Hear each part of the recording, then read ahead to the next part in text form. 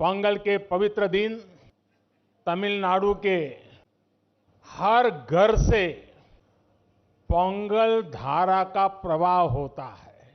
मेरी कामना है उसी तरह आपके जीवन में भी सुख, समृद्धि और संतोष की धारा का प्रवाह निरंतर होता रहे। क्या बात है। कल ही देश ने लोहड़ी का पर्व धूमधाम से मनाया है। कुछ लोग आज मकर संक्रमण उत्तरायण मना रहे हैं, कुछ लोग शायद कल मनाएंगे। माघ बिहू भी बस आने ही वाला है। मैं इन सभी पर्वों की सभी देशवासियों को बहुत बहुत बधाई देता हूं, शुभकामनाएं देता हूं। साथियों, यहां मुझे मेरे कई परिचित चेहरे नजर आ रहे हैं। पिछले साल भी हम सब तमिल पुथांडु के अवसर पर यहां मिल चुके हैं।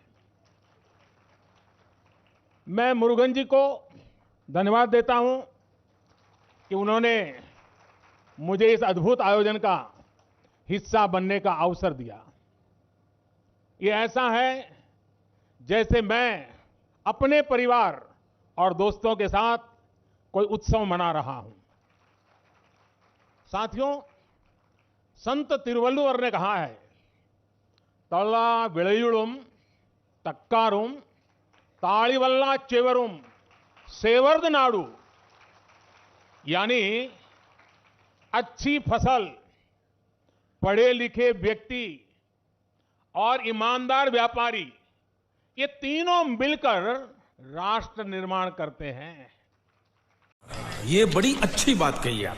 तिरुवल्लुवर जी ने पॉलिटिशियन का उल्लेख नहीं किया है।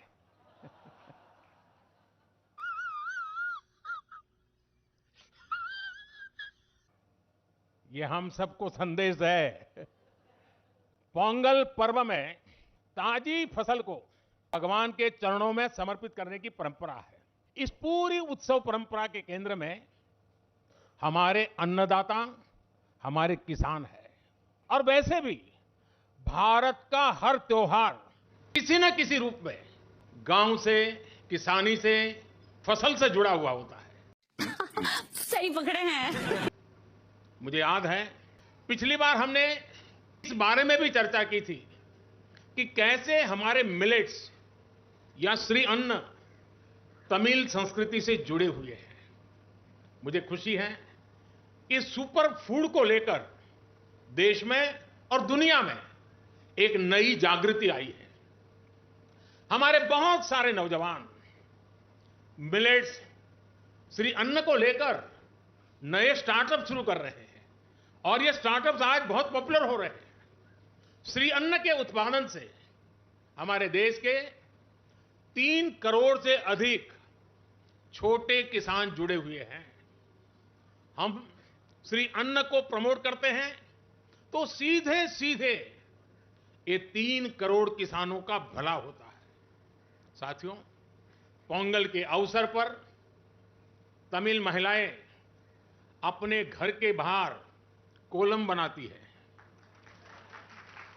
सबसे पहले वो आटे का इस्तेमाल करके जमीन पर कई डॉट्स बनाती है और एक बार जब सारे डॉट्स बन जाते हैं तो हर एक का एक अलग महत्व होता है।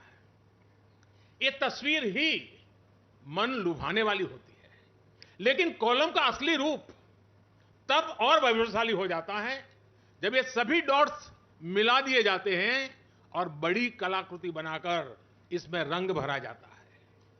हमारा देश और उसकी विविधता भी कोलम के जैसी है। जब देश का कोना कोना एक दूसरे से भावात्मक रूप से जुड़ता है तो हमारी शक्ति एक अलग रूप दिखाती है।